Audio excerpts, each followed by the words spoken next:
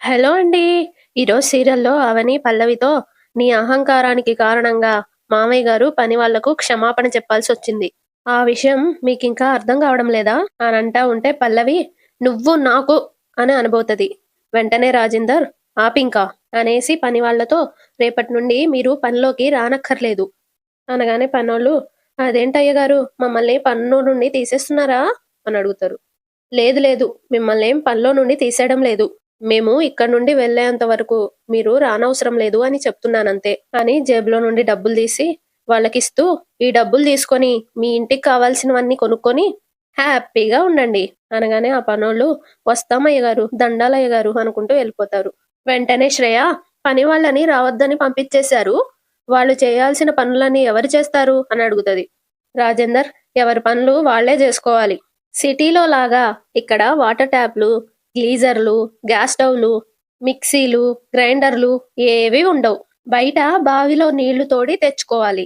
కట్టెల పొయ్యి మీద వండుకోవాలి అని అంటా ఉంటే శ్రేయ వండుకోవాలి అన్నారు. మరి మిక్సీలు, గ్రైండర్లు లేకుండా ఎలా వండుకోవాలి అని అడుగుతది. వెంటనే రాజేందర్ దంచుకోవడానికి రోలు, రోకలి ఉంటాయి. రుబ్బురోలుతో పిండి రుబ్బుకోవాలి. పచ్చడి బండ, తిరగలి ఇటువంటి వాటితో అన్నీ చేసుకోవచ్చు. చాలా దూరం ప్రయాణం చేసి వచ్చారు.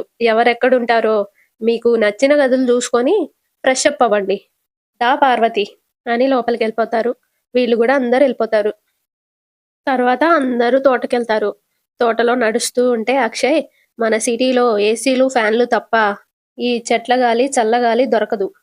పల్లెటూర్లు ప్రశాంతతకి మారుపేరని ఎందుకంటారో ఇప్పుడు అర్థమైంది నాన్న అని అంటా ఉంటే రాజేందర్ ఒరేయ్ పట్టణాల మనుగడికి దేశ ప్రగతికి ఈ పల్లెటూర్లే పట్టుకొమ్మలరా. పచ్చదనం చల్లదనం మాత్రమే కాదు ఈ పల్లెటూరు వాళ్ళ ప్రేమాభిమానాలు కూడా చాలా గొప్పగా ఉంటాయి అని అనగానే అవని అవును మావయ్య గారు తాము పస్తునున్నా ఎదుటి వాళ్ళ కడుపు నిండాలి అనుకుంటారు. మట్టిని నమ్ముకొని ప్రకృతితో సహజీవనం చేస్తారు కాబట్టి ఇక్కడి వాళ్ళ మనస్తత్వాలు జీవితాలు చాలా స్వచ్ఛంగా ఉంటాయి అని అంటది. భానుమతి కూడా ఈ ఊళ్ళో అడుగుపెట్టినప్పటి నుండి మనసు చాలా తేలికగా సంతోషంగా ఉందిరా అని అంటా ఉంటే రాజేందర్ నీకేమనిపిస్తుంది పార్వతి అని అడుగుతాడు. ఏదో తెలియని అనుభూతి కలుగుతుందండి అని నవ్వుతూ ఇక్కడ వాళ్ళు నిజంగా చాలా అదృష్టవంతులు అని అంటది. అప్పుడు రాజేందర్ అందుకే మిమ్మల్ని అందరినీ ఇక్కడికి తీసుకొచ్చాను. శ్రేయ ఏమో తనలో తాను ఏదో ప్యారిస్‌కో, స్విట్జర్లాండ్‌కో వచ్చినట్టు అందరూ తెగ ఫీల్ అయిపోతున్నారు. అని అనుకుంటది లోపల లోపల. కమలేమో ఈ ఊరు, ఈ అట్మాస్ఫియరు చూశాక నీకేమనిపిస్తుంది పల్లవి అని అడుగుతాడు. పల్లవి లోపల లోపల నరకానికి తీసుకొచ్చి స్వర్గం ఎలా ఉంది అని అడిగినట్టుంది అనుకొని పైకి బాగుంది బావా అని నవ్వుతూ నాకు నచ్చింది అని అంటది. కమలేమో శ్రేయ మరి నీకెలా ఉంది అని అడుగుతాడు.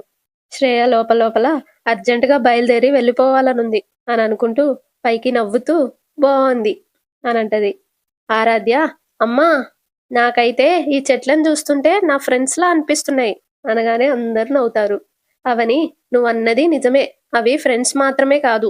మనలాంటి వాళ్ళందరినీ పెంచి పోషించే తల్లిదండ్రుల్లాంటి వాళ్ళు కూడా అని అంటా ఉంటే పల్లవి లోపల లోపల ఆవిడ గారు హెవీ స్టేట్మెంట్లు ఇచ్చేస్తున్నారే అని అనుకుంటది.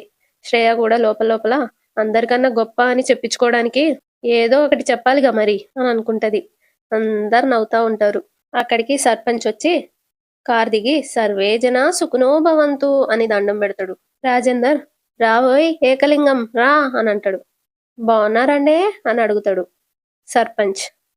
వెంటనే రాజేందర్ బాగున్నాను కానీ ఇతను మన ప్రాణ స్నేహితుడి కొడుకు అని అందరికీ పరిచయం చేస్తూ ఇక్కడ మన ఆస్తులన్నిటినీ చూసుకోమని వీళ్ళ నాన్నగారికి అప్పచెప్పాను.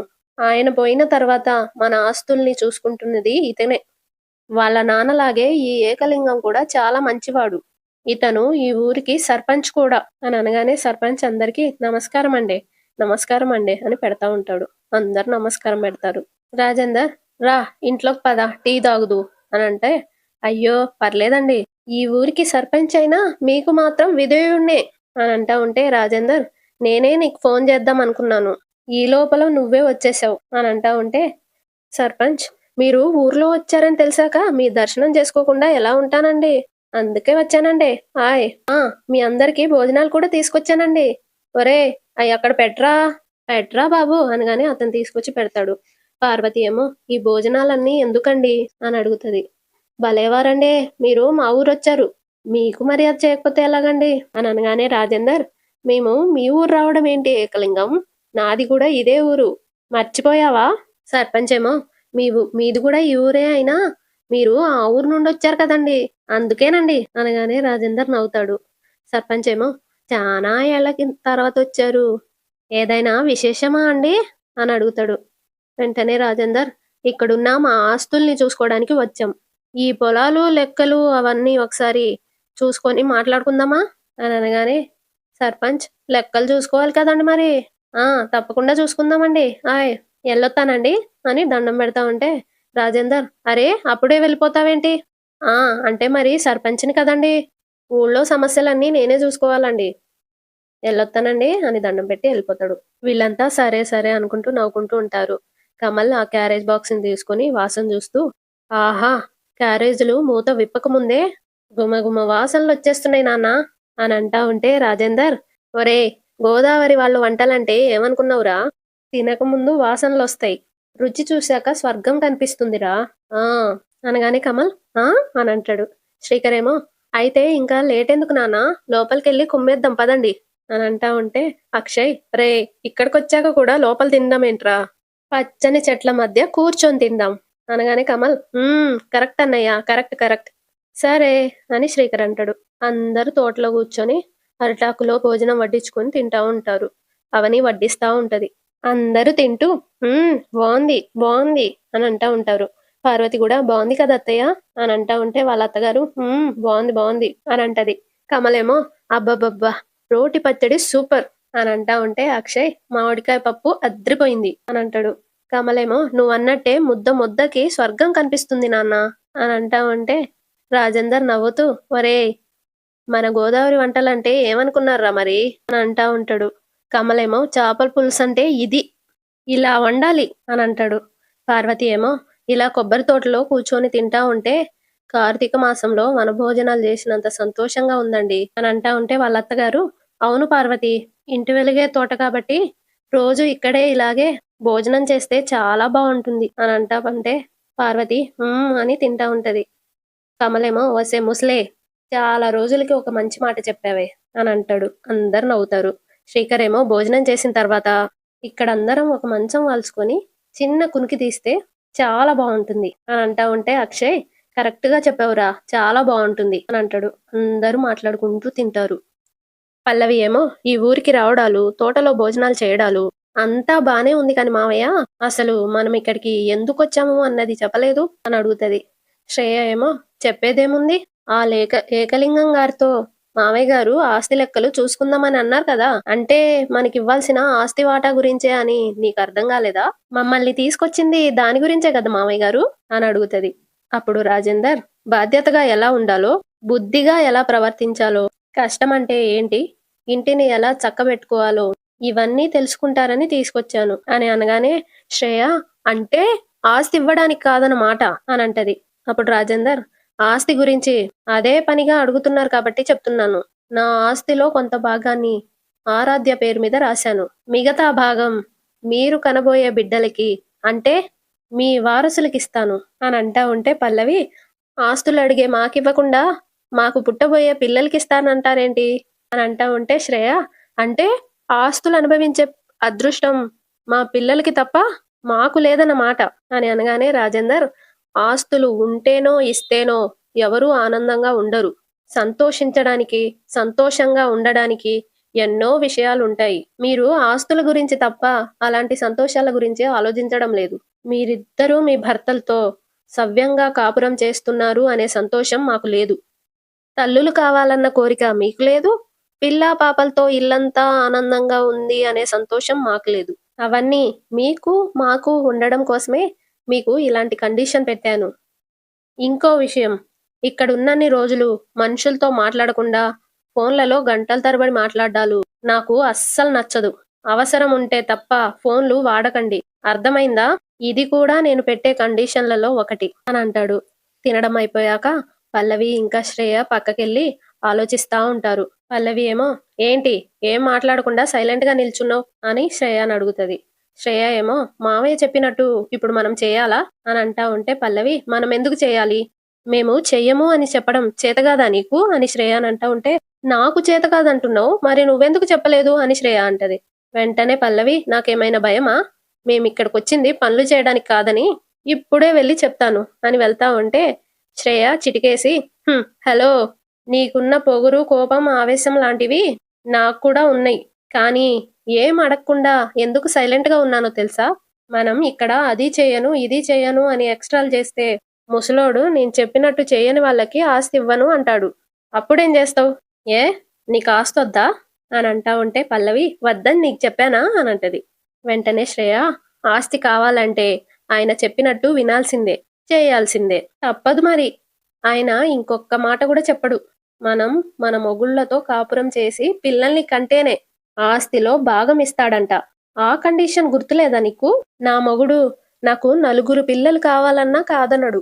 నీ తింగరి మొగుడు నీతో సంసారం చేస్తాడో లేదో అది తెలుసుకో ముందు అని అనేసి అక్కడి నుండి శ్రేయ వెళ్ళిపోతది. పల్లవి ఏమో తనలో తాను నాకు కావాల్సింది ఆస్తిలో వాటా మాత్రమే కాదు అవని వాటా కూడా నాకే కావాలి. అది దక్కించుకోవాలంటే ఏం చేయాలో నాకు బాగా తెలుసు అని అనుకుంటూ నవ్వుకుంటూ ఉంటది. అటు అక్షయ్ బ్రిడ్జ్ పక్కన ఒంటరిగా కూర్చొని ఆలోచిస్తా ఉంటాడు. అవని వెతుక్కుంటూ వెళ్ళి అక్షయ్ పక్కనే కూర్చొని ఏవండి ఏంటి ఇక్కడ కూర్చున్నారు అని అడుగుతది. ఏదో ఆలోచిస్తున్నారు కదండి అని అంటది. వెంటనే అక్షయ్ మా అమ్మ గురించి అని అంటాడు. అవని మీరు మీ అమ్మగారి గురించి ఎంత ఆలోచిస్తున్నారో ఎంత బాధపడుతున్నారో ఆవిడ్ని తలుచుకొని ఎంత మదన పడుతున్నారో నాకు అర్థమైందండి. దేవుడు జన్మనిచ్చిన తల్లిని చూసుకునే అదృష్టాన్ని మీకు లేకుండా చేశాడు. దేవుడు చేసిన దానికి మనం ఏం చేయలేం కదండి. మీరు బాధపడకండి అని అంటా ఉంటే అక్షయ్ అవని వైపు చూస్తూ దేవుడు అమ్మని లేకుండా చేసి నాకు అన్యాయం చేసిన కన్న తల్లిలా చూసుకున్న మీ అత్తయ్య గారిని నాకు అమ్మగా చేసి న్యాయమే చేశాడవని. కాకపోతే నాకు జన్మనిచ్చిన తల్లి రుణం తీర్చుకునే అవకాశం లేకుండా చేశాడు. అదే నా బాధ అని ఫీల్ అయితా ఉంటాడు. అవని కూడా బాధపడతా ఉంటది. అక్షయ్ కన్న తల్లిని పుట్టిన ఊరిని ఎప్పటికీ మర్చిపోకూడదు అంటారు. అమ్మ ఎలాగో లేదు. అమ్మ గుర్తుగా నాన్న స్కూలు హాస్పిటలు కట్టించారు.